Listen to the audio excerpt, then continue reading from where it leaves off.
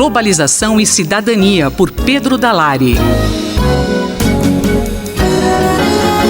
Bom dia, professor Pedro Dalari. Professor, desde setembro a costa brasileira vem sofrendo com o surgimento de manchas de óleo, o que é muito, muito preocupante nas questões ambientais, questões econômicas. O que o senhor tem a dizer sobre isso? Desde o último mês de setembro, começaram a chegar às praias do Nordeste do Brasil manchas de óleo que vêm poluindo aquele cenário paradisíaco e local de turismo e de atividade de pesca, ou seja, todo um ecossistema que está sendo afetado por esta poluição que vem do mar.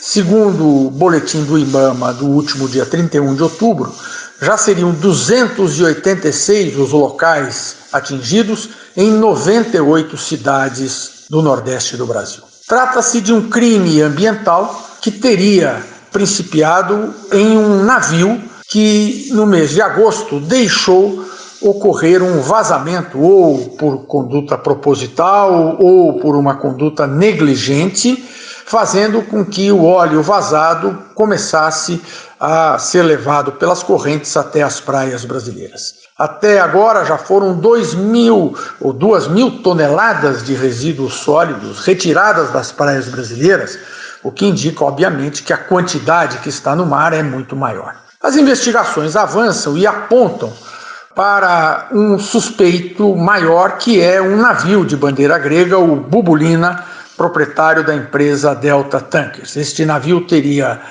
carregado o óleo na Venezuela no mês de julho, no mês de agosto, na verdade, e quando estava em direção à África do Sul, de onde seguiria depois para o Extremo Oriente, acabou deixando vazar óleo já na rota próxima da costa brasileira. Professor, que aspectos nós podemos destacar nesse caso? Alguns aspectos a serem observados. O primeiro deles é o apoio das universidades e da pesquisa científica, que vem sendo tão questionada, na identificação da rota do óleo. Pesquisadores de universidades brasileiras conseguiram comprovar, com o estudo de correntes marinhas e de outros fenômenos naturais, a rota do óleo desde a sua chegada até as praias brasileiras, até indo para a origem, a fonte do vazamento, o que permitiu localizar uma área no mar e, a partir da identificação dos navios que estariam naquela área no momento do vazamento, chegar ao principal suspeito, que é o navio grego Bubulina, e, eventualmente, a localização de outros possíveis navios suspeitos. O que vai acontecer em função disto? Quais são as respostas que podem ser dadas para a sociedade brasileira para que acidentes como este não ocorram mais e para que os responsáveis sejam punidos? A integração internacional traz boas indicações. Primeiro, a necessidade do Estado brasileiro adotar, ou pelo menos implementar, as boas práticas que já são adotadas em muitos países do mundo e na legislação internacional para evitar acidentes desta natureza. Como o Brasil se torna cada vez mais um grande produtor de petróleo e acidentes como este podem se tornar um risco maior, é preciso seguir essas boas práticas. Outro aspecto importante é usar a Convenção das Nações Unidas sobre o Direito do Mar de 1982, da qual o Brasil é parte desde 1988. Trata-se de um tratado internacional muito importante que consagrou o mar como patrimônio comum da humanidade, em cuja parte 12 há disposições que cuidam exatamente da proteção e preservação do meio marinho e do combate à poluição proveniente de embarcações.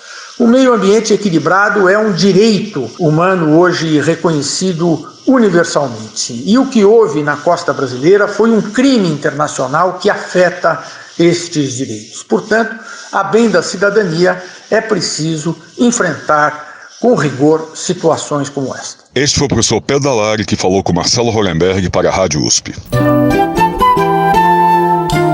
Globalização e Cidadania, por Pedro Dalari.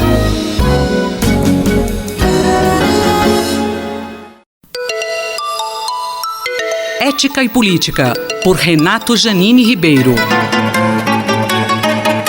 Professor Giannini, qual a sua análise da recente fala do deputado Eduardo Bolsonaro sobre o AI-5? Agora, esses dias viveram situações muito delicadas, como declarações da família presidencial sobre a questão do ato 5, que poderia voltar, a ditadura, os instrumentos da ditadura que poderiam voltar caso houvesse manifestações como as chilenas. É preciso deixar muito claro, manifestações como as chilenas fazem parte da democracia. O governo do Chile é um governo de direita, democraticamente eleito, que conduz seus assuntos de maneira democrática, tanto assim que depois de uma reação muito dura do presidente Pinheira, que enganosamente até disse que estava em guerra contra um inimigo poderoso, sem perceber que esse inimigo era na verdade o povo chileno, depois disso, ao ver a envergadura das manifestações, o presidente do Chile voltou atrás e decidiu aumentar o salário mínimo. E aumentou o salário mínimo para quanto? Para o dobro, praticamente, do salário mínimo brasileiro. E no caso da empresa não poder pagar esse salário mínimo mais elevado, o Estado subsidiará, o Estado completará. E para que o Estado tenha esses recursos, ele criou uma nova faixa de imposto de renda para quem ganha mais de R$40 mil por mês. É uma bela soma.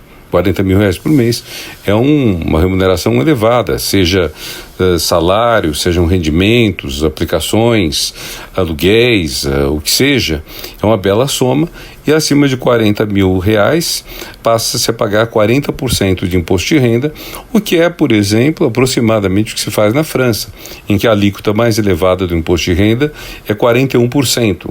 E assim foi, inclusive no Brasil, até que começou a mania, no tempo de Margaret Thatcher na Inglaterra, Ronald Reagan nos Estados Unidos, de cobrar menos de quem pode pagar mais, o contrário de uma política de justiça pelo tributo.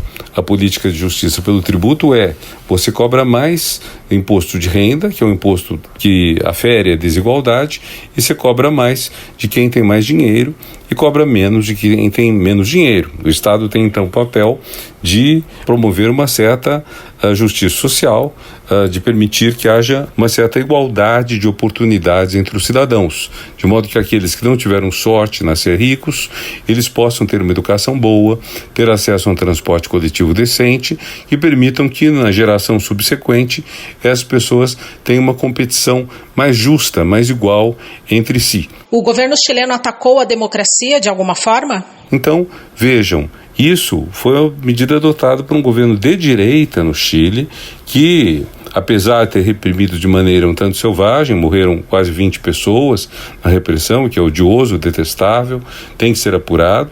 Apesar disso, esse governo não suspendeu as liberdades democráticas, esse governo não ameaçou restaurar o regime do general Pinochet, não pensou em acabar com a democracia chilena, muito ao contrário, o atual presidente chamou a anterior presidente, a atual comissária de Direitos Humanos da ONU, que nessas condições, inclusive, criticou severamente o governo de Maduro na Venezuela. Pois bem, o presidente Pinheira chamou a ex-presidente Michelle Bachelet para verificar os abusos e para pôr fim às violências que foram apuradas. Esse é um exemplo de atitude democrática que deveríamos respeitar.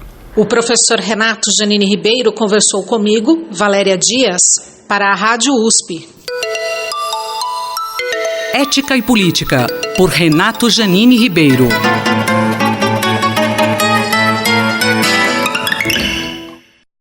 Reflexão econômica por Luciano Nakabashi.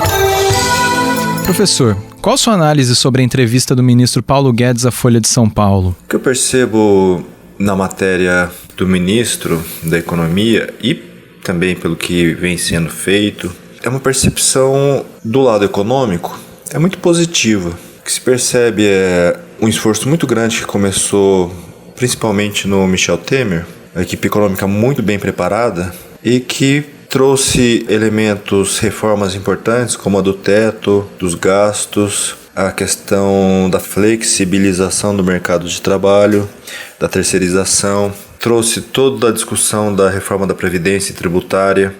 Teve, é claro, a perda de força do Michel Temer devido aos escândalos de corrupção. Poderia ter avançado mais já no Michel Temer, mas deixou o terreno preparado para que essa discussão chegasse na população, nos políticos e amadurecesse. Então hoje a gente vê um país mais maduro no sentido de que é preciso realizar reformas que são relevantes, né? Se a gente for pegar o governo petista, tivemos pouquíssimas reformas em 3 mandatos e meio, em um período muito grande de tempo, ficou muito paralisado. Então essa discussão veio, né, voltou, e claro, existe uma necessidade muito grande. Eu acho que esse baixo crescimento do Brasil tem problema fiscal como uma questão central, mas não é só isso, são problemas. Esse problema fiscal é um problema estrutural no Brasil, e a reforma da Previdência vem atacar esse problema, assim como algumas das outras medidas anunciadas pelo ministro Paulo Guedes.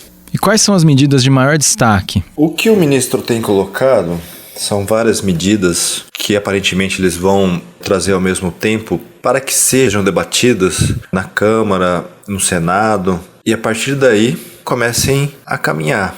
Então tem algumas medidas que são extremamente relevantes. A questão da reforma tributária acho que é mais do que necessária para que o país possa ter mais agilidade. Um dos grandes problemas do Brasil é o excesso de burocracia. A reforma tributária veio no sentido de simplificar, então isso traz ganhos, a gente acaba perdendo muito tempo, as empresas, o próprio governo acaba tendo um excesso de pessoas para lidar com burocracia. Então tudo isso acaba sendo muito ineficiente. Colocar um foco nas privatizações, isso traz um retorno para o governo, traz uma possibilidade de maior agilidade por parte das empresas que hoje são públicas quando elas se tornarem privadas. Isso pode aumentar investimento no país, né? A questão de desvincular gastos e receitas, né? Hoje mais de 90% dos gastos no Brasil são vinculados, não tem margem de manobra para redução de gastos quando necessário. Então isso acaba sendo muito importante também para reduzir esse ímpeto de aumento de gastos do Estado brasileiro, né? Toda vez que aumenta a receita, já tem uma grande parte que aumenta automaticamente, os gastos aumentam automaticamente por essa vinculação que existe com as receitas. Então esse é um passo muito importante. Eles tocam numa questão de vários fundos que existem no Brasil para diversos gastos, mais de 200 fundos, e ele fala, né, o ministro fala em focar na questão da infraestrutura e pobreza, que são 2 pontos fundamentais para reduzir custos, né, na verdade, dar mais agilidade no transporte no Brasil. A infraestrutura, de fato, é um gargalo e afeta negativamente a produtividade da economia brasileira, né? Tem estudos que mostram isso. E a questão da pobreza, que a gente precisa, de fato, dar mais atenção, porque tem um potencial também de aumentar a produtividade. Tem vários estudos que mostram também a ligação entre pobreza e desenvolvimento cognitivo das crianças e, consequentemente, a acumulação de capital humano e produtividade no trabalho posteriormente. Então isso é fundamental, atacar esse ponto da pobreza não só como uma questão econômica, mas também social. Essas pessoas que estão vivendo na pobreza é uma questão de gerações, então é um resgate que a gente tem que fazer. Então são vários pontos que eu acho que o ministro vem atacando e mexendo com interesses, né, grupos de interesses. Então a gente ficou paralisado por muito tempo, desde o Fernando Henrique Cardoso, que teve reformas importantes. A sociedade estava muito menos preparada, agora já está mais preparada para essas reformas, a classe política também, e a gente está vendo, né, reformas que vão na direção correta. Então isso acaba sendo muito importante, a gente vê cada vez mais como a equipe econômica acaba sendo a âncora do governo. Eu sou Gabriel Soares, conversei com o professor Luciano Nakabashi, da FEA USP Ribeirão. Reflexão econômica por Luciano Nakabashi.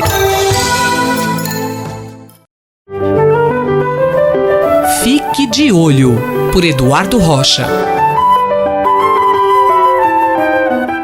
Professor, os colírios estão com os dias contados? Olá. Da mesma maneira que instrumentos e ferramentas clássicas são utilizadas e já ficaram indicadas como peças de museu, a vitrola para ouvir música, a máquina fotográfica para fazer registro de momentos familiares, o colírio é reconhecidamente a forma de tratar problemas, doenças, desconfortos oculares. E afinal, estaria também o colírio em vias de se aposentar? Colírio, de forma geral, é uma forma farmacêutica de embalar diferentes medicações para uso externo, na forma de gotas sobre os olhos. Aprendemos que colírios servem para clarear olhos vermelhos, controlar secreções, ajudar a diminuir a pressão do olho e uma série de outros problemas.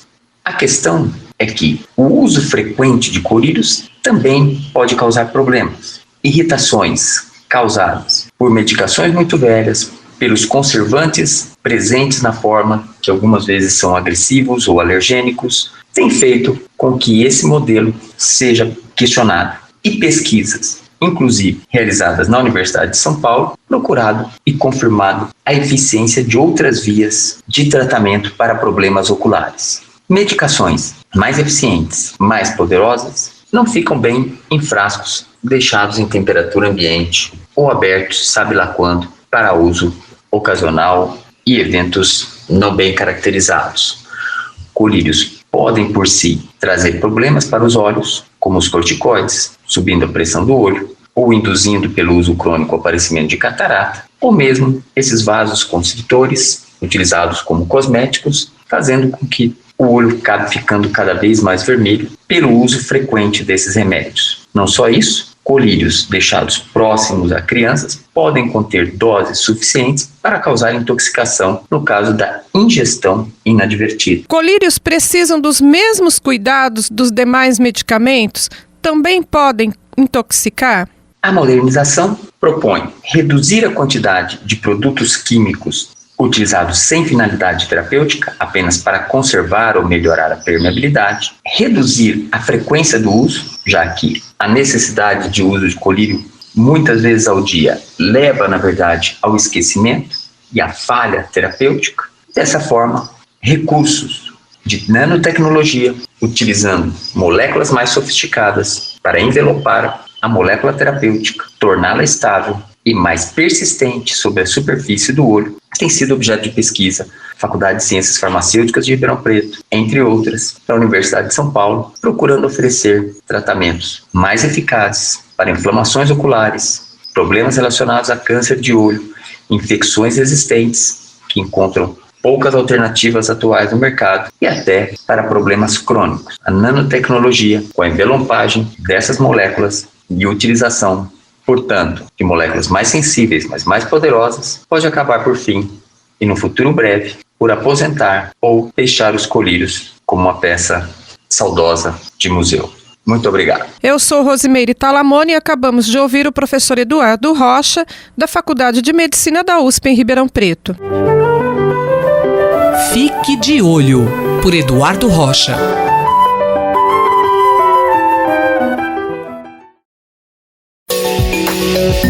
Ciência e cientistas. Com Paulo Nussensweig. Professor, qual é o recente feito científico que pode mudar a computação? Caro Júlio, caras e caros ouvintes. Nas últimas semanas houve grande destaque na imprensa para um feito da ciência. Um grupo de pesquisadores afirmou ter demonstrado supremacia computacional quântica. Já falei sobre computação quântica em colunas anteriores, um assunto que me fascina e que é um dos fatores que motivam a minha própria atividade de pesquisa. Gostaria de dividir com vocês a empolgação por um importante feito científico e tecnológico que exigiu o trabalho de mais de 70 talentosos cientistas, dentre os quais o brasileiro Fernando Brandão, e engenheiros, além de grandes investimentos públicos e privados. Ao mesmo tempo, é importante não exagerar as expectativas a respeito das promessas da computação quântica. A física quântica traz algumas diferenças importantes em relação à física que experimentamos diretamente no nosso cotidiano. Propriedades características de ondas, como superposições de estados, são observadas em corpúsculos. Sistemas distintos podem ser correlacionados de maneiras incompatíveis com descrições clássicas, algo conhecido por emaranhamento quântico. Já nos anos 1980, foi percebido que essas características poderiam ter implicações interessantes em computação. O processamento de informação nos nossos atuais computadores é feito de forma digital, com base em unidades elementares de informação, os bits, que só admitem duas possibilidades, 0 ou 1. Ao longo do século XX, a ciência de computação nos permitiu compreender de modo fundamental os limites e as possibilidades para o processamento de informação, considerando essas unidades lógicas elementares. Alan Turing foi um dos pioneiros nessa área e um dos formuladores do princípio que todo computador é essencialmente equivalente a qualquer outro computador. Dizemos que o computador é eficiente em resolver um problema se a necessidade de recursos adicionais não cresce de forma explosiva conforme o tamanho do problema cresce. Por exemplo, a multiplicação de 2 números exige mais recursos conforme aumentamos a quantidade de dígitos em cada número, mas esse crescimento não é explosivo. Devido às características de sistemas quânticos que acabei de mencionar, a simulação desses sistemas em processadores clássicos, até onde sabemos, cresce de forma explosiva nos recursos. Por outro lado, processadores quânticos que usam essas características no seu funcionamento podem simular outros sistemas quânticos de modo eficiente. O resultado recém-divulgado pelo consórcio de pesquisadores liderados pela Google ilustra isso de modo dramático. O que quer dizer supremacia quântica? O anúncio recente demonstra mesmo essa supremacia? Desde os anos 1990 e principalmente ao longo da década passada, houve grande investimento em computação quântica em buscar situações em que um computador quântico poderia resolver problemas de modo muito mais eficiente que os computadores atuais. Mas o desenvolvimento desses processadores precisa superar grandes dificuldades. Assim, o entusiasmo inicial arrefeceu um pouco, porque o progresso é lento. A comunidade precisava de desafios para entregar algo palpável, além das promessas. Em 2012, John Preskill cunhou o termo supremacia quântica ou supremacia computacional quântica como desafio para que se produzisse um computador quântico capaz de realizar uma tarefa que seria inviável nos melhores computadores clássicos, que levariam tempo demais para o processamento. Vários grupos de pesquisadores entraram nessa corrida e havia uma estimativa que um processador com mais de 50 bits quânticos ou qubits seria suficiente. A Google investiu num processador com 53 qubits supercondutores, sob a liderança do físico John Martinez. O anúncio que fizeram agora envolve a simulação de um sistema quântico através de algoritmos para a execução de portas lógicas quânticas aleatórias. O experimento é uma impressionante combinação de excelente ciência teórica de computação, com física experimental refinada e engenharia de última geração. Os pesquisadores compararam o processamento na máquina quântica com o melhor supercomputador da atualidade, o Summit da IBM, que tem bilhões de transistores e recursos muito mais vastos. O processador quântico realiza em pouco mais de 3 minutos aquilo que o Summit levaria 10.000 anos para fazer, segundo os autores do artigo. A IBM disse que com certas otimizações poderia realizar a tarefa em 2 dias e meio. Acredito que ainda haverá controvérsia a respeito da capacidade dos processadores clássicos. No entanto, pequenos incrementos no número de qubits do processador da Google levariam a drásticos incrementos no tempo levado pelo Summit. Mesmo que ainda não haja claras aplicações práticas para o computador quântico da Google, uma importante barreira foi ultrapassada. A empolgação é justificada, mesmo sabendo que haverá um longo caminho até a computação quântica para fins práticos. Paulo Nussensweig falou comigo, Júlio Bernardes, para a Rádio USP. Ciência e cientistas. Com Paulo Nussensweig.